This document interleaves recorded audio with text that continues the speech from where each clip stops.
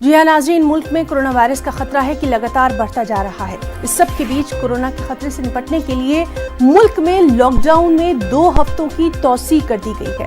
अब मुल्क में 17 मई तक ये लॉकडाउन जारी रहेगा। बहुत खास बात कि ग्रीन और ऑरेंज जोन में थोड़ी सी राहत दी गई है। मुल्क में 130 रेड जोन वाले अजला हैं, ऑरेंज जोन में 284 अजला हैं, ग्रीन जोन में 319 अजला हैं। ग्रीन जोन की अगर बात करें तो ग्रीन जोन में शॉपिंग मॉल, स्कूल, कॉलेज और मजहबी मुकामात अभी भी बंद ही रहेंगे। हालांकि ग्रीन जोन में 50% बसें चलेंगी। इस तरह से अगर हम ऑरेंज जोन की बात करें तो ऑरेंज जोन में जिन सरगर्मियों की इजाजत दी गई है उसके लिए गाड़ी तो चल पाएगी, मगर उसमें ड्राइवर के अलावा 2 मुसाफिर बैठ सकेंगे।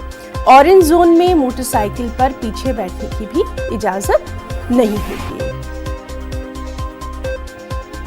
और चलिए हम सीधे रुख करेंगे दिल्ली का, जहां मौजूद है इस वक्त हमारे साथी शंकर आनंद। शंकर, लॉकडाउन में तौसी की गई है, यानी लॉकडाउन को बढ़ाया गया है, लेकिन इस सब के बीच सबसे अहम बात रेड जोन, ऑरेंज जोन और ग्रीन जोन इस तरह से डिवाइड भी कर दिया गया है। क्या कुछ और डिटेल्स?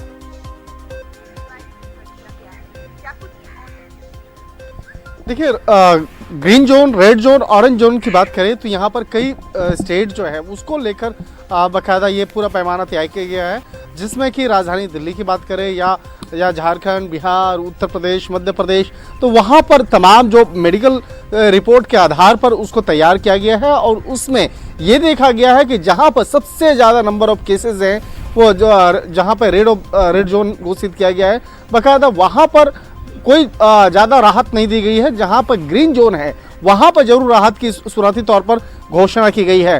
तो अगर राज्यों के हिसाब से देखा जाए तो जिन राज्यों में सबसे ज़्यादा केसेस है, चाहे बात करें राजधानी दिल्ली की बात करें, गुजरात की बात करें, महाराष्ट्र की बात करें, ये बिहार की बात करें, तो वहाँ पर ज़्यादा वहाँ पे जो आपको ज़्यादा रियायत नहीं दी गई है और जहाँ पर कम वहाँ पर केसेस, नंबर ऑफ केसेस देखे गए हैं, वहाँ पर जरूर थोड़ी सी रियायत देने की कोशिश की गई है।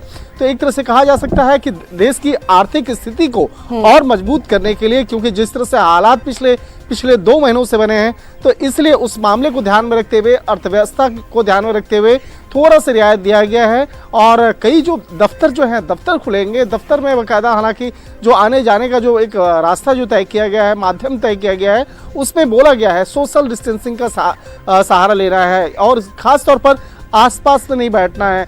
तो इस तरह से कई हिदायत को बाकायदा देते हुए थोड़ी सी राहत जरूर कर दी गई है, लेकिन 2 सप्ताह का जो कार्यकाल बढ़ाया गया है, वक्त बढ़ाया गया है, तो 2 सप्ताह के बाद फिर से इस मामले पर एक समीक्षा होगी, बैठक होगी। उसके बाद ये तय किया जाएगा क्या आगे और इस लॉकडाउन को बढ़ाना है या नहीं बढ़ाना है।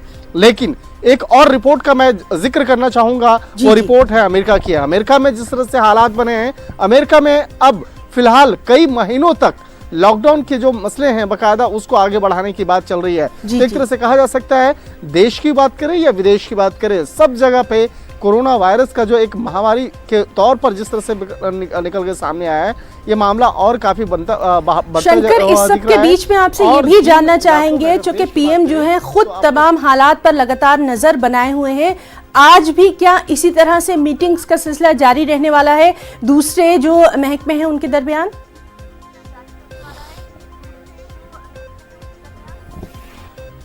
देखिए, प्रधानमंत्री 3-4 क्षेत्र को लेकर लगातार बैठक करते हैं और लगातार अपने मंत्रियों के संपर्क में हैं, जिसमें कि सबसे महत्वपूर्ण है परिवहन। इसलिए क्योंकि परिवहन के मसले पर पिछले कुछ दिनों में लगातार जो रेलवे मंत्री हो या केंद्रीय रेलवे मंत्री हो या सड़क परिवहन मंत्री हो, उन लोगों से लगातार संपर्क में जुड़े और उन लोगों से जानने की कोशिश की कि अगर परिवहन के माध्यम को अगर खोला जाता है तो आगे क्या हो सकता है जी। लेकिन इस मामले पर साफ तौर पे तमाम मंत्रिमंडल के सहयोगियों ने स्पष्ट तौर पे कह दिया कि सड़क परिवहन हो, रेल परिवहन हो या वायु मार्ग हो, इसको फिलहाल नहीं खोला जा सकता है, क्योंकि अगर इसको खोला जाएगा तो निश्चित तौर पे ये नंबर ऑफ केसेस उसमें काफी इजाफा होगा। तो कोरोना को लेकर हर तरह की एहतियात जो है वो लगातार की जा रही है। शंकर आनंद, बहुत बहुत शुक्रिया अदा करना चाहेंगे तमाम तर जानकारी के लिए, और आप खुद भी अपना वहाँ बहुत ख्याल रखिए।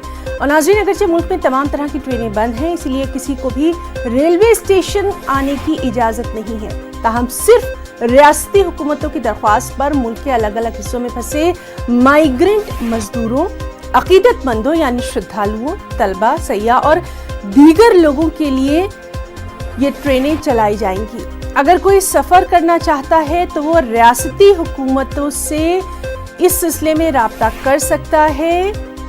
महकमा रेलवे की तरफ से ये वजाहत सामने आई है।